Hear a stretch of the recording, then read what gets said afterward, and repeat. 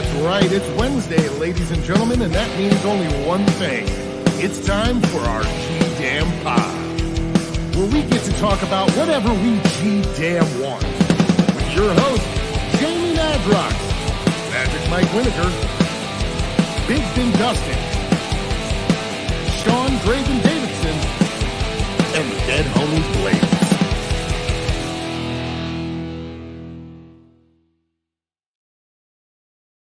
And welcome to episode 60. Back like Bill Bixby, looking to get green on y'all. Bill Brasky.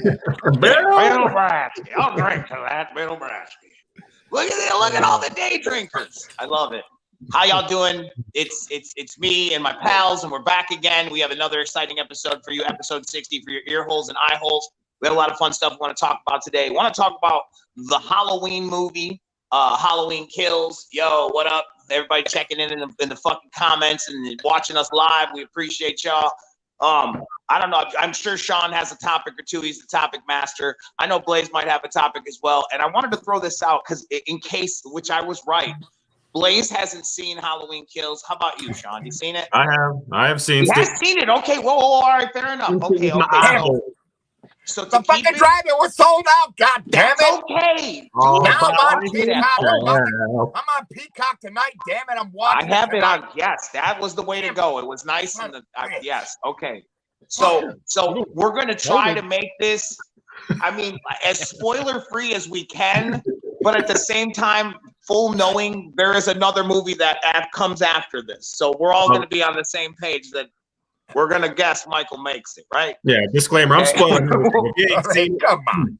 It's a fair assessment. I just want to start. I want to start the playing field fair and even. Okay, so what we can talk.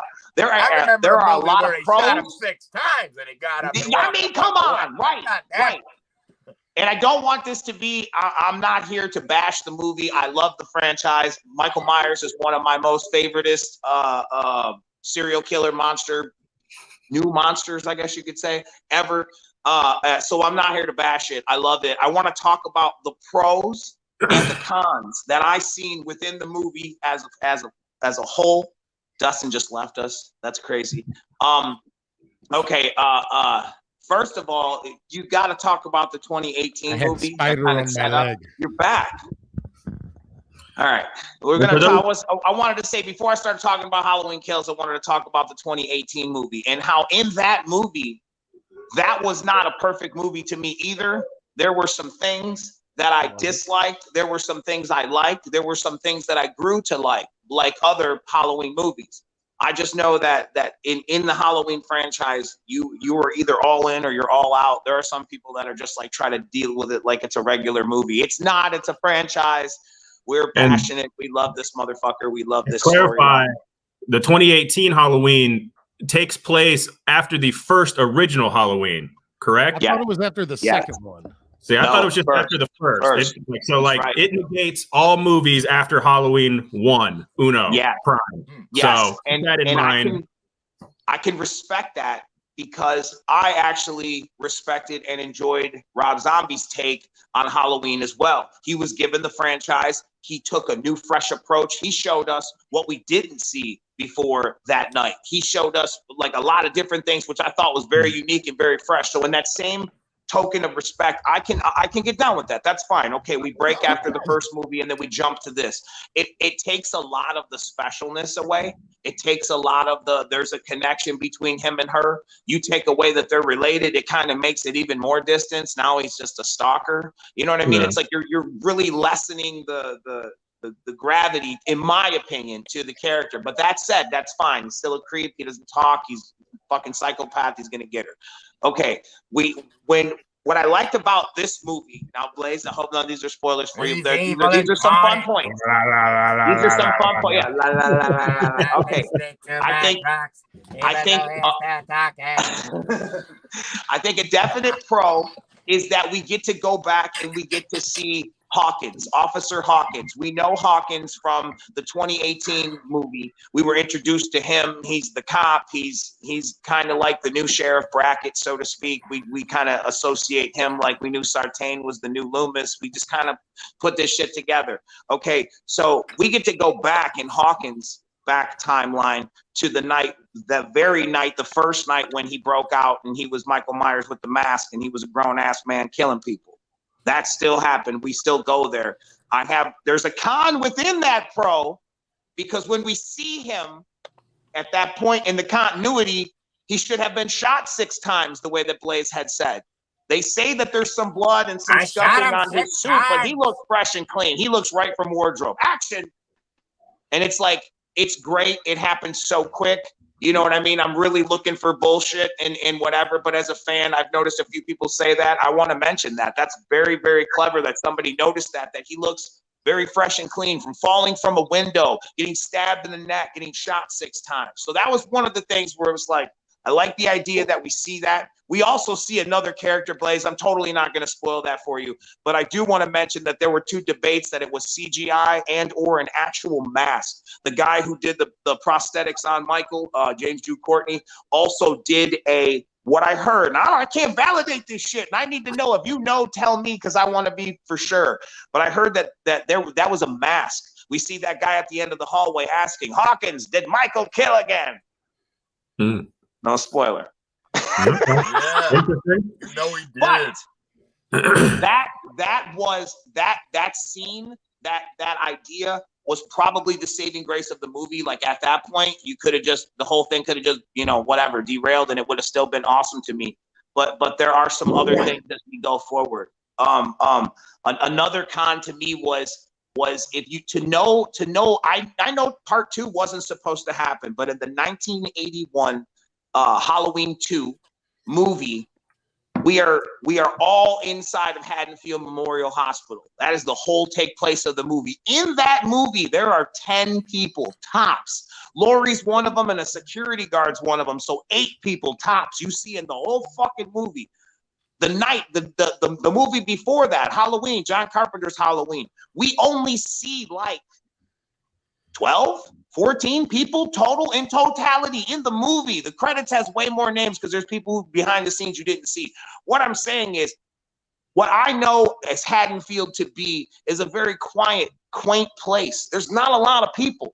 So in Haddonfield Memorial, where the fuck did this New York City crowd of chanting people come to disarray and why the chanting? And it was just so weird. Yet at other points in the movie, it's a ghost town. It's a virtual ghost town and no one's around. Where does this influx of people just like, this bus gets out, oh, what happened to They just get out and they just start throwing down in Haddonfield Memorial. I had a problem with that. I thought that was very crazy. I can, spoiler, I can deal with the idea that there was another escaped patient. We've seen that before, though. We've seen that before. And it's very cool, too, if you notice, because again, I'm not going to just say, I want to say positive things, too. Notice how in the bar sequence, when they're watching the news and you see that the 2 escaped alive, still escaped at large people from the sanitarium, they show the guy who looks like Penguin really good, and then when they go to show Michael Myers, the camera blurs. I love that. I think that's so awesome. Was like the most compelling. I thought that was the most compelling arc of the movie. His arc. Really? Yeah, I thought that was interesting. I don't know why. I thought they did a good job with that portion of it, personally. Adding the extra guy, so you like the extra guy, the decoy, so to speak. Yeah, and just his path, his journey, and just how they finish off that arc. I thought that was that pulled on the heartstrings a little bit. I felt bad for him. You know what I mean? Fair enough. That's interesting. Yeah, fuck him, kill him. I don't care. But him, I was like, oh, that poor guy. He's just fair enough. Okay, you're like he's a tortured penguin guy. He's just and they just Frankenstein monster him. Yeah. He was put in there. I don't know. I feel like, I'm on the fence about that. I can totally hear that. And it's refreshing to hear somebody say something good about it. I thought that what I thought was cool about it was the idea that they tried to be so realistic that in continuity, that when they got out of that fucking prison bus, there was a few people that got away, and the idea that they would be out there, it's just that they made him out. It made for a story connector. You know what I mean? For people with the hospital portion of things. Mhm. Did you know it seemed like, so in the second one, I know they show a lot of the nursery kind of in that main hallway, which is normal. Yeah. But you notice how it seemed like in this one, the fucking morgue is in the main hallway with the windows open? I was like, because it's what the fuck is that? Like, storytelling, my friend. Storytelling. Put the blinds down. Like, It's what the fuck? scary. Which is cool. I will do a nod for that as well. Storytelling, not a good way to present dead bodies in the morgue. I'll agree with you on that. But to tie up some loose ends. 2021, dead bodies have rights too. What's they that? Deserve to be seen. Put them in the basement where they belong. Everyone knows the morgue is in the basement. Every hospital. Show me a hospital.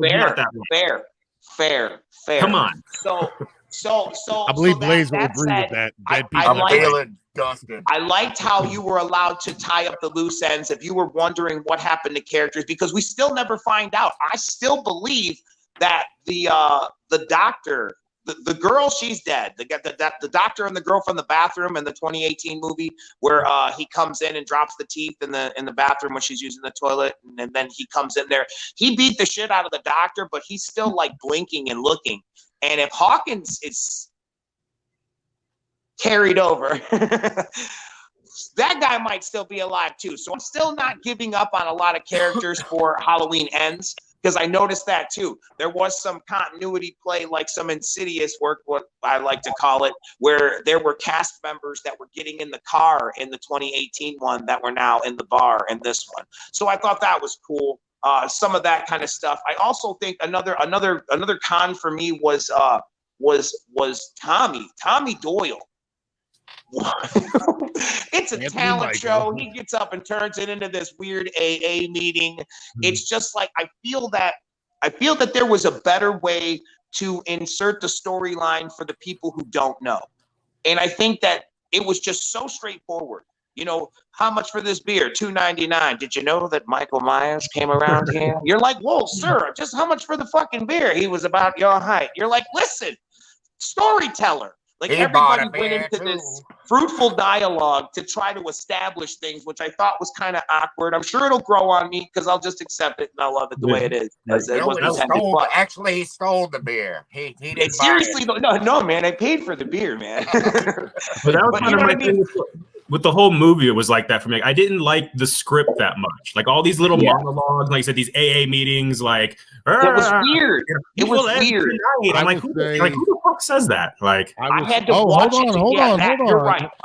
Gentlemen, we have a special right now. Mr. Monoxide, Mr. Card Ingredient himself in the building. Hey, I want to see a new phone. I want to see if it works, or if I'm breaking up, or you guys are breaking up. Holy shit, dude! What's up? What's up? So I can hear you. Hi, friend. We're talking about Halloween Kills and the pros and cons of it, and why. Of course, we're gonna accept it and love it because we love what it is. But some of the cons and the pros that made it good and made it kind of funny. What we said, one of the cons was the unnecessary storytelling. Like, how much is this beer? $1.95. Did you know that Michael Myers? And you're like, wait, why is somebody like they're always trying to give you this fruitful dialogue to try to set up the narrative for those who don't know? Because assuming everybody knows this franchise is, well, you make the assumptions because there's so much homaging. There is homaging out of everywhere. And I don't know. I think the Tommy Doyle character, he was a con for me. I feel unless there's some kind of, you justify him and Halloween Ends, you bring him back or something, because I feel like there was a lot of unnecessary time we spent with him for him to just go out so quick. I mean, I thought that whole little group of people was not necessary, personally. I mean, I know what they were trying to do, but just as a whole, I'm like, I think the storytelling kind of left that group of people to forge for themselves. I think if they had been like, look, every year on this date, there's like a small convention of people that come here for that. They were either a part of it, they witnessed it or whatever. Yeah, it was just like randos hanging out on a bar on a Wednesday night. Like I had to watch it twice to understand it. Really and truthfully, I did. I had to watch it poetry. He just tells this shitty, scary story. It's like, I don't know. Like, what's going on? Yeah. And it seemed like they left it on that bartender's hands to explain why these people are here. And I couldn't understand them, really. I had to turn it out. I was like, what? I stopped watching about the hour. I stopped watching about the hour mark, and Jamie hit me up, and he's like, "Hey, did you watch the Halloween so we could talk about it?" And I was like, "I'm gonna be honest, I turned it off at the hour mark because it was boring as fuck." And then I was like, "I'll watch the last 45 minutes of it." You know, I thought there were some good kills. I like the cinematography, like the opening scene, like that was beautiful. Like that was great. And then everyone started talking, and it went to me.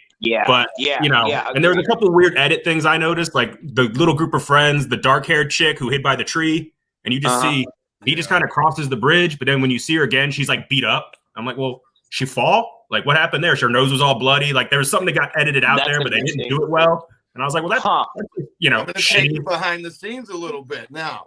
That lady is a fucking housewife, like on one of those shows. No, my wife was like, I know her. Yes, right, exactly.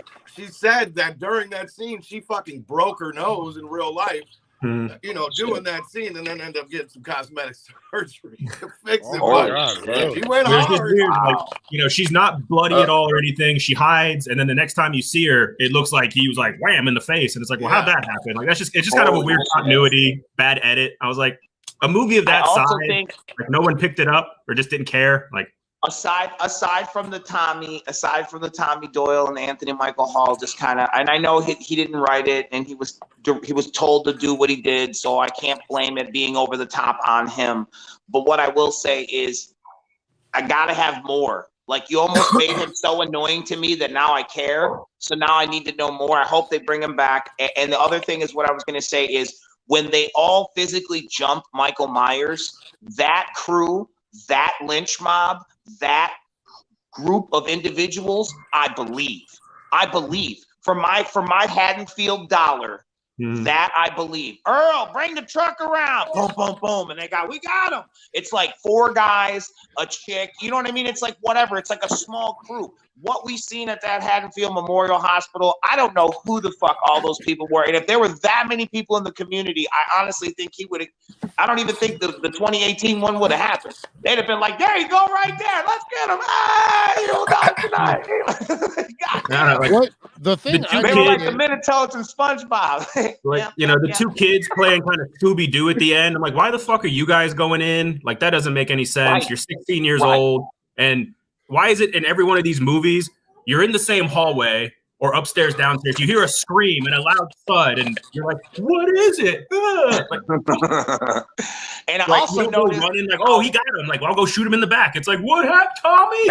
that particular scene was almost a fucking recreation of the hallway scene where they locked them all in the house, and the girl had the cops do it better shirt, and it was that guy Brady, and he had a shotgun. Fuck off, Wade. Yeah, fuck off, Wade. Same movie. Yep. Instead, this time instead of a shotgun, it was just a straight handgun. So it's like, again, a lot of time for homaging, a lot of time for paying tribute to and stuff like that. And I just think that those are the parts. Those are my cons. I think that all in all, though, it was pretty good. I felt like we haven't seen, again, I still feel like Dr. Sartain, as much as I never thought I would say that, like, what the hell happened to him, or are we going to see him again? I feel there's going to be some. Sartain's not coming back. Some pre-recorded or something. You know what I mean? Like, he's definitely dead. I seen the toe tag in that, which again, nice. I got to give him props on that too. Nice detail and sewing up all the loose ends. This guy's dead. That girl's alive. Those people are all here. This, that, and the other. You know what I mean? So, but yeah, those are my cons. Dustin, your thoughts? Paul, your thoughts? Blaze, you haven't seen it. We hope you still see it. The end of it was cool. Like when they actually surrounded him, like you were saying, and they came out, like you believe, like, okay, now this whole it was little town believable, crew, right? crewed up on him. And then he gets stabbed 8 times, shot in the chest 4 or 5 times, bashed in the head, and then somehow, because they've always explicitly said he is not some fucking demon or ghost or anything like that. He is a real person. Miraculously, he gets up and dismantles everybody in the whole movie. And it just goes back to fucking Jamie Lee Curtis sitting there. I think it's going to be a dream sequence and everybody's going to get a redo. No way. That was the most. That was the. If you can't take that away from us, we love that. That was the most vindicating thing.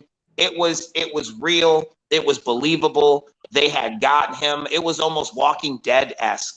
It really was. It was like, oh shit, oh damn. And it was kind of like a little bit like the scene from Rob Zombie's where they find him and they beat him senseless with that tire iron, and then he puts the mask on. Although he put the mask on first, then they beat the applesauce out of him. Then he just hulks up in the last minute or whatever. But pulling it out and then throwing it, see you, Bracket. You don't get I don't know. I don't like when they do shit like that. Really? Because at this point, everybody knows, realistically, we're like, everybody's screaming, just cut his head off. Cut his fucking head off. Cut his head off. 30 people, every weapon you can think of in the town. Right. You see the bitch with the iron? Yeah, absolutely. Fucking every weapon in the town was there. Weapon. And that's what happens. And once they didn't do that, you knew he was going to he's not dead. From lore, you know what I mean? Everything's happened except for that. And I don't know. I get it. You cut his head off, there's no more. It's done. I hated knowing they're doing another one. I hated that because I knew, I'm like, no matter what happens, it's going to keep going. So there's really no point in ending this movie to me. Yeah. I did feel that killed it for me a bit. I did feel like that's another thing I did feel. I just want to express that it didn't feel like a movie as much as it felt like I was watching a season. I felt like there was the proper amount of filler to get me to the next arc. There was the proper amount of perfect hit, a little, like it had all the good elements to keep it going. But I feel like you could cut a lot of that shit out of there and tighten it up and add a few other scenes, and it would have been like, holy fuck. But it was good. It was good enough to get you to that, I would have rather that last mob scene was the beginning of the next one, and then he just keeps going. You know what I mean? Like, fair. Some kind of cliffhanger, they can't find him or something, and he walks by or something. End it, and the next one they get him, beat him, and then and then it keeps going. Like, okay, he's not dead. There's a deleted. There was a written, an actual written and shared on the interwebs and whatever, a scene that I don't know if it was filmed, but it was not shown, where I don't want to spoil it for Chris, where we all know what happens, but in theory, Jamie Lee Curtis calls Karen and goes to be like, Karen, and you just hear, and then bing, bing, bing, bing, bing, bing, bing, and you're like, oh, hell no. Which would have had that same gravity. It would have been like, no, Did you notice that? Like you didn't, I want to say you only heard the traditional bing, bing, bing, bing, bing, like one time in the entire fucking movie. Huh. Yeah. They did maybe during the opening sequence. But I refuse to believe it. Exactly. In the original? No, in the new one. They only played that fucking music one time that I heard. There's like a rendition I was falling asleep. There's a rendition of it in there, but I get what you're saying, the actual traditional music, because it's all Cody Carpenter, and they're getting in there with his pops, and they're just rewriting it a bit, just like I noticed another thing too, like true nerdy, true fucking detailed monster, when he grabs the gun in the 2018 one and blows the fingers off, and he's bleeding profusely. Okay, I get it. You go downstairs, there's all this. You could have cauterized the wound in the fire or something. But when we see him again, the next time, his hand is bandaged. That's true. Like, it's just, again, like for my Haddonfield buck, I wanted to see him rip an old sheet and wrap it up. Show me what the fuck you're doing. Like, you know what I mean? Because scared of the claw. The extra shit we got to see when he went through the whole knife block. stabbing that guy. There was some good parts, very good parts. Did you see Halloween Kills and did you like it? Let us know in the comments. We want to know what you think. Sean said something that I thought really fucking stood out, dude, was some of the cinematography, some of the shots of him, fucking epic. Like you guys gotta throw that shit on a goddamn t-shirt because you got a gold mine sitting in at least 4 shots. I was like, yeah, for real. Whoa, blown the fuck away. That's what they were saying about the Hawkins one, where it was like he was so clean and so perfect, it was almost ghost-like. Like you could just see it was almost like everything was airbrushed, but he looked great. Even in the quick moments you see him. Like, goddamn. His fucking mask. Fucking great. Mask looked great. Yep. And young Hawkins did the same thing that old Hawkins did in the movie. He shot at him and missed. And watched him walk down the stairs and called his name. Like fucking history repeated itself. God damn it! I was waiting to hear Cobra, like the worst shots in the business. What the fuck? Right. This motherfucker's 6'8", 260. Like, God. Oh my god, dude. Oh my god, yes. And he never won. So you tell me you can't catch up to him. It's a small hallway. It's not a big house. He could have Darby Allen over that top railing and just knock him into the wall. It probably wouldn't have ended up good for him, but at that point, it was like, fuck it, dude. In his prison time, when he was in the mental institution, the cutscene that nobody sees is he hacks in to the database with the blueprints of every house in Haddonfield. Learns the nooks, learns the crannies. It says, he's a savant, really. That's great. Holy this is true power. Holy shit. That's fucking great. Great. Yeah, right. I think I'm going back to work. Okay, bye. All right, guys. Stop it. Holy shit. I miss you guys. Bye. Fuck yeah, I miss you too, man. Holy shit, that was fucking a rare appearance. A rare appearance. He knew we were talking about the movie. He wanted to make sure that we weren't bashing it around. He had his own opinions and thoughts as well, as does everybody who. This is a beloved franchise. You got people that have tattoos and toys and investments and just a general love for it. And it was good to see some of the characters reprised and the homages and stuff. So if you haven't seen it, go see it. I think it's the #1 movie at the box office, as it should be. Check it out. Let us know what you think. Now, when they say at the box office now, does that include streaming or is that just theater still? It's got to be it's just theater. Just theater. Because most people really? Right. Just theater. You think so? Oh, wow. Yeah. Interesting. All right, well, good for it either way. Get it, stream it, watch it, go to the movie, go see it, represent for it, and then let us know, what you thought. If you've seen any inconsistencies in it or things that you would have changed or done better as a whole, even though it doesn't matter because we still accepted how it sits and how card laid, card played. Enjoy it. Enjoy the season. Yes. Do you have any topics? I have some news we could talk about to keep us topicless at the point. No worries. Do some news. I've got one we can talk about. If you guys, we'll see if you guys are into it. That's fine. Hold on. Let me splash some news real fast. Unlikely Prescription is available now. Don't forget to pick that up. Haunted Record Player, Songs of Sam Hain Volume 2 is available now for pre-order. It comes out on the 29th of October. Don't forget to pick up Oh the Horror and Blaze Your Dead Homie. Got a dope-ass EP. Lots of fucking dopeness on there. Available now.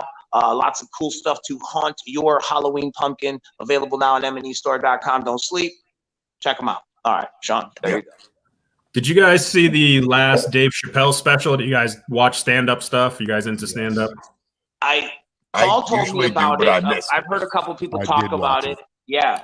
Yeah. So, I mean, in it, he says some controversial things. It's Dave Chappelle. But, in my opinion, if you actually watch it and listen, the message he's trying to get across is a good one. But I guess Netflix is getting a lot of backlash. People saying they need to pull it down, employees threatening to walk out and this and that. And I believe that walkout happens tomorrow. Is it tomorrow? It actually happened a few minutes ago. I just think. Was it today? From it, yeah. I was reading old news then. Yeah, but I didn't know if you guys saw it. You guys were talking about this. Yeah, it was great. Like, did you guys think it was that offensive? I guess if you haven't seen it, you can't really mention. But everyone's trying to cancel Chappelle now. I haven't seen it, but I would say that there used to be there was and there still is this thing called freedom of speech. It was not forced upon. It wasn't passed out in the mail. You had to sit down and order it or watch it. So you either obviously like him or don't like him. If you like him and you got there and you didn't know the type of comedic humor he has, then you really didn't like him. No. So there's a lot of questions. So I don't want to, I haven't seen it. I don't really know what he said, but I have to say that whatever it was, comedy is the greatest place to deal with a lot of the shit that people are so hurt about. And everybody became so sensitive at a point in the world that I think that you can't do shit anymore without offending someone. Yeah, like, do you think I'm offended by that? Do you think Netflix is responsible? Me? What? Do you think Netflix is responsible in any way, really, for what he says on his show? I mean, obviously they paid him, they put it on their platform, but do you think they're in a world of everybody needs to be held responsible for it? Yeah, I mean, sure, someone's got to be is every employee then in effect liable for what Dave Chappelle says? Like, no. Like, he just said what he said, and we put it on our says they should know the pay for shit. They should know the content of the content that they put out, and if they don't agree with it, then they should deal with it accordingly. And the fact that they did deal with it accordingly lets me know that they stand behind and believe in the content that he put out and his freedom to say what he wants to say. He took back he initially came out and was like, no, we didn't think it was offensive, so we're good. And then that created more of a backlash. And so he kind of backstepped a little bit and was like, maybe I just handled saying that wrong. But he still believes that Dave has every right to say whatever he did. I mean, dude, if you were offended by how and what he said in that, like, then you are pretty sensitive, like overly sensitive. You would never make it through a single season of the Chappelle show. A lot. I mean, you're not going to make it through life in general. You're just not going to make it through life. More comedians that have done way more offensive shit that are still out there doing shit, and you just don't walk down a street corner in New York. You'll hear a bunch of things that'll make you stay in your house because you'll. And and I don't get, the people that are offended. Do they think everyone in the audience is going to like join the cult of Chappelle and start a church in his name? And these are the beliefs. Like, I just don't. It's one guy's opinion. You paid to see it, right? Like, it is what it is. And like, I saw Daniel Tosh on Friday, and he was kind of talking, most of the shit I say get me canceled. And he's like, I don't really give a shit. I can get rid of half my audience. I only need to do maybe 20 shows a year to live well without half y'all, and I'm fine. He's like, so if half you get offended, fuck off. I don't care. I was like, I mean, for real though, you gotta respect somebody who believes what they believe and they want to say it. I mean, I don't know.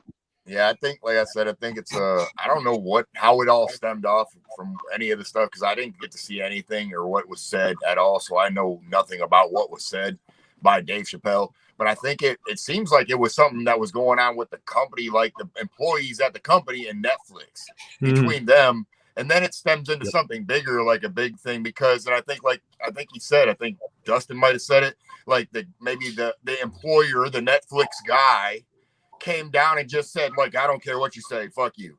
You know what I mean? Instead of just being like handling his employees, like, well, look, we paid for this man, and like Jamie said, he has a freedom of speech, and what he's saying is very whatever. If you don't like it, please, by all means, just don't watch it. Like we try to tell people on anything else. Like, if you don't like what we are doing as musicians, by all means, you don't have to buy it. And it's the same thing that can be said for anything else, like, in entertainment or any type of stuff. So, yeah, that's what I don't know. I think it's pretty crazy either way. That why would you want to cancel a guy if he's just, like I said, if he's making light of a situation? What they do. Because it's what they do, because they can. I don't know. Because they can. Weird. That's the idea. They think they just can. Odd. That's the difference. It's odd. Like you can't cancel something you didn't support in the beginning. That's what everybody needs to understand. You can't cancel something you didn't support in the beginning. Yeah, well, I'm going to stop buying Coca-Cola. I'm going to cancel them. Yeah. It's like you're not. You're just upset, and that's fine. You're cancel it for yourself, right? You can be upset. You can cancel that. You make life decisions. I'm going to cancel out sugar in my life. I'm not going to let another granule of sugar touch my life.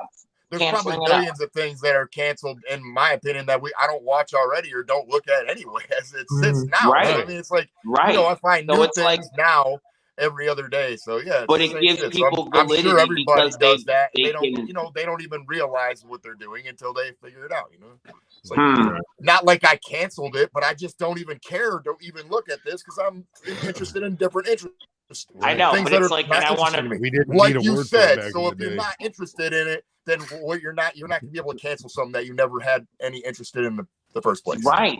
It's like, it's, So I'm you know, agreeing with you 100%.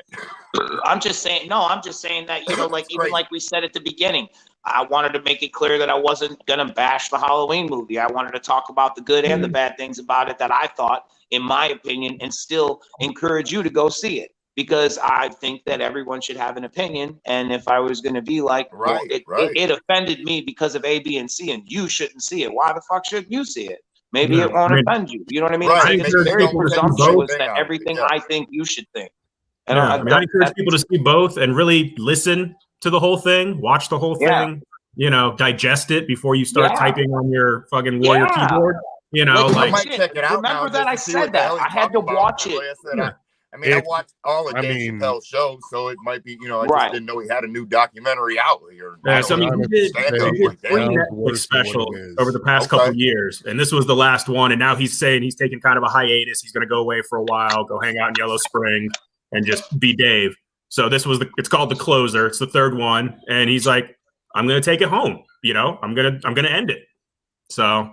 The headlines and the people who are very offended by it make it sound worse than what it actually is, in my opinion. Of course, that's how that works. That's how that always works. So if you're the type of person who 30 just seconds, that, you know, where he says something and you stop after that, and that's the only clip you see played, yeah, it sounds bad. But if you listen to the whole thing and what he ends with and the positivity he tries to inject at the end, it makes sense. And you're almost like, you can go back. Yeah. You can go back into like fucking most of Delirious or Raw and find things that are offensive in today's world. In there, so again, comedy was the only place where that bullshit didn't allow. Fuck your politics. We're making fun of all your politics. We're making fun of all your stances. We're making fun of your religion, your sex. We're making fun of all that in comedy because if we can't laugh at ourselves, then we're savages. And that was the whole point. If you could impossibly find some kind of therapeutic, like you laughed at yourself, I laughed with you, I laughed at you, I laughed at myself,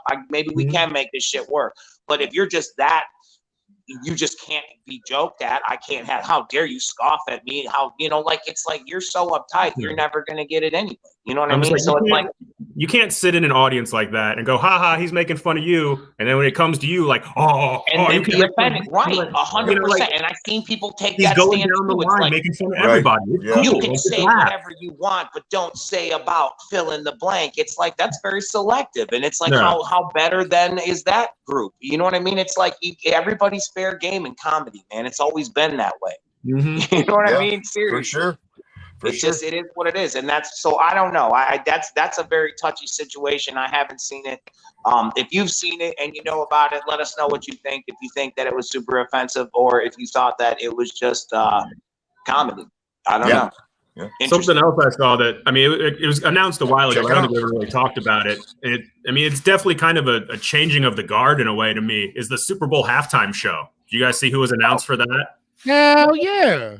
You know, Dre, Snoop, only time I've ever wanted to see the motherfucking Super Bowl halftime show. Yeah, like I think it's a pretty cool lineup, but just, you know, with the history of who the NFL selects, you know what demographic they're mainly catering towards.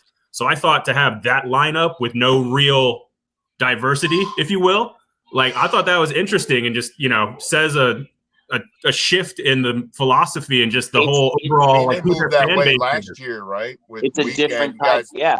Last year, remember they we were talking about this last year, and you guys like, I don't really know about Weeknd, what kind of hits he has. And I was like, that's where they were moving towards last year. They were kind of trying to pop it up and hip hop it up a little bit. And I remember a few years before that, it was like Rolling Stones or something. So they're trying to hit those pockets. They're bringing back and going like.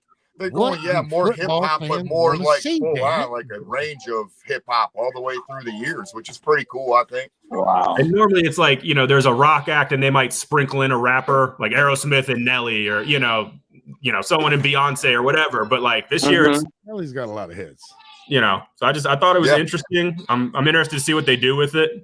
And I thought the Weeknd thing, it's such a big audience to find someone PC enough to reach everybody. I'm sure it's hard. Yeah, for sure. This year. So I thought it was interesting, that they all agreed to do it. I thought that was interesting that they all agreed. Yeah, no, absolutely. Yeah, that's one of the coolest parts of it, for sure. It's and fun because it's like it's a throwback to that kind of music and that you know what I mean? Like, that's the shit. And I thought, with the Weeknd, it'll probably be the most watched musical performance in a great long while. I can tell you that much. Yeah, I think, like I said, I think they went so new last year that they were like, let's go back and explore like the roots. And if we can get somebody like Dre, who is connected to so many people, that we can connect all these dots all the way through the years. That's exactly what it was. I mean, they could have went even further and tried to get 50 and spread them in between M and Kendrick, but they were like, well, there'll probably still be some special appearance. Let's just keep that off of him. We'll just stem people. You know what I mean? That's kind of what they did. DJ Khaled. I'm waiting for it. Like, damn, done it. Started it up. That's wild. Here we go. That's fresh. Yeah, I'm telling you, no, that they're trying to put back the excitement into the halftime show and maybe even into the game. There's been a lot of dips in numbers and attendance and views and all kinds of shit across the board. So it's like it's important to try to focus on things that people really enjoy, and that's something that from a non-sport enthusiast, I suppose you could classify me as. I'm literally only there for the wings and potentially the halftime show.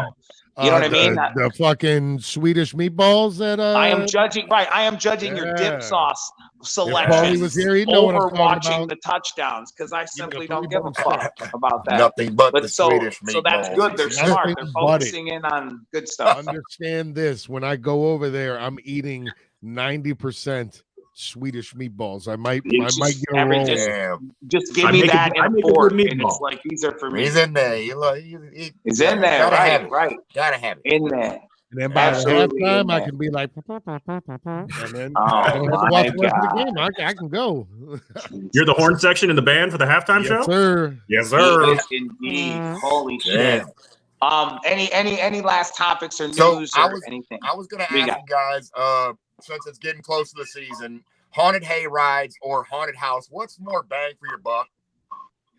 Depends on what you're into, I think. I mean, because I actually had a person the other day ask me what, like, if a haunted hayride was a real thing, or if that's just something they shot in movies or TV and stuff, or like, do people go do that? I'm like, yeah, they go do that shit.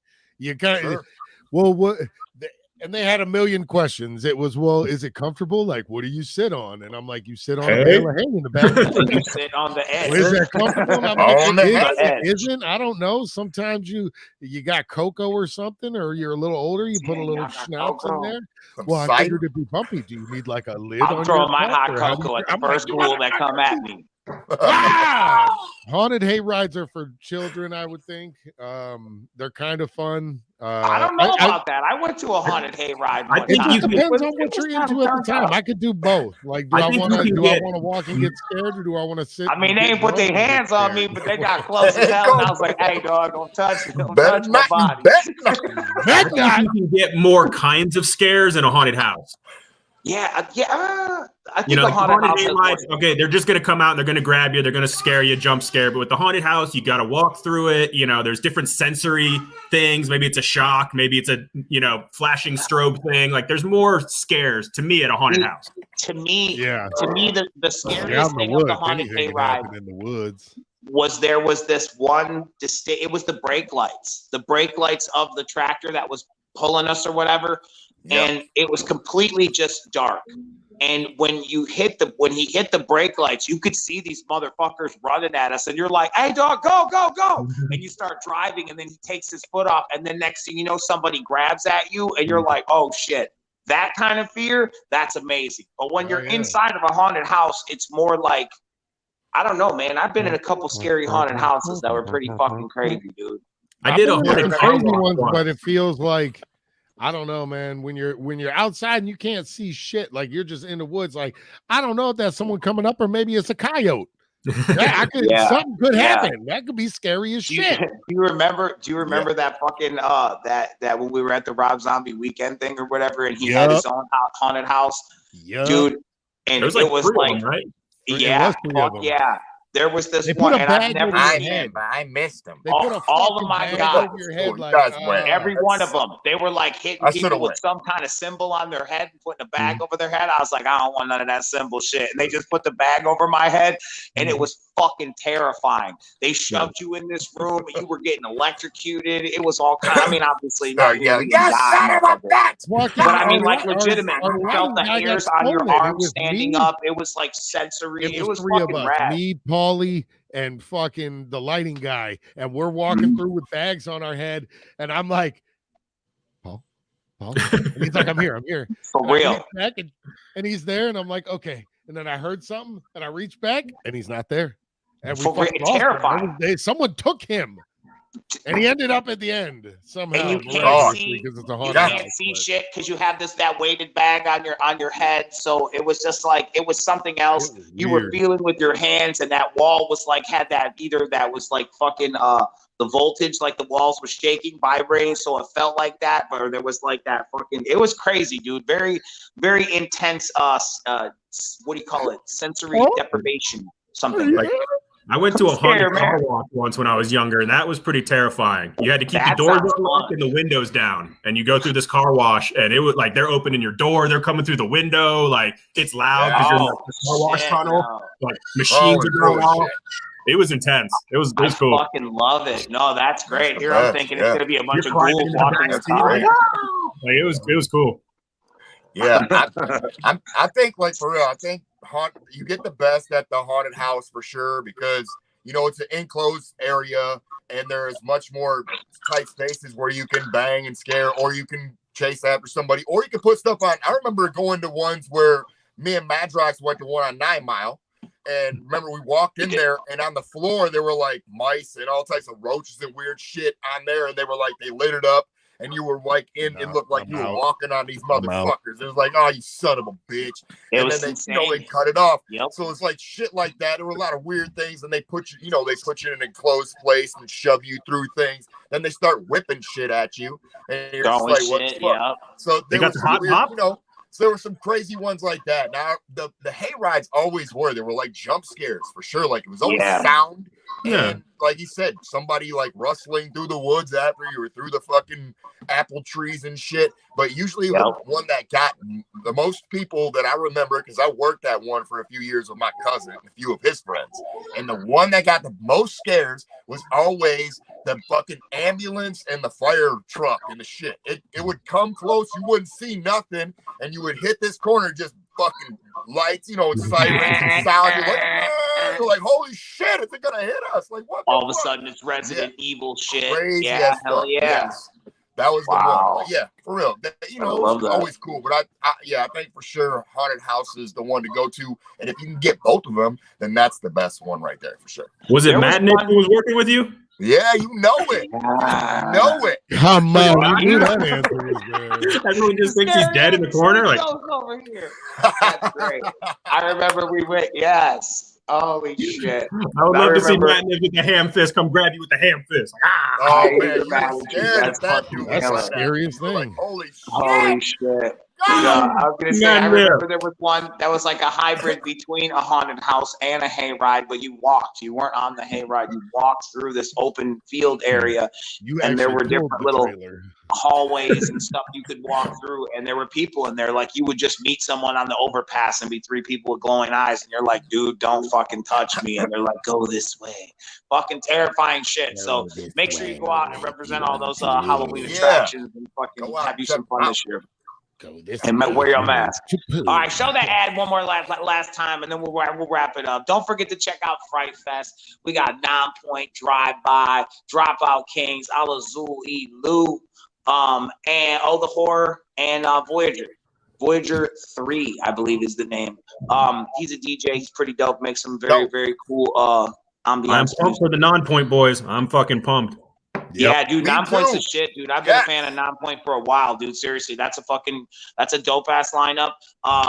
Tickets are available, very limited quantities of them available. Saturday, October 30th. It's Devil's Night in the D at St. Andrews Hall. Don't forget to be there, have some fun. Lots of shit going on in the metropolitan Detroit area for you to take part in as well. So don't miss out. Does that mean we get wings? Huh? Obviously, we get wings. Hot wings, yes. Shout out to Sweetwater. Fuck yeah. Hell yeah. Want to thank you guys so much for stopping by and spending your Wednesday with us. We learned many wonderful things that not even Halloween doesn't have to be perfect, but it can still be amazingly fresh. Pumpkins and peaches, yes. Pumpkins and peaches. All right. And comedy is still supposed to be freedom of speech. So I don't know. We learned that, and we also learned that haunted hay rides may not be better than haunted houses, but they are both awesome. And it's about it depends, man. You can drink on the hay ride. You can drink before. See, I don't know about that. That's a whole nother adult hay ride. But anyway, have a great day. Thanks for stopping by. I hope we put a smile on your face. We'll see you next time. Peace.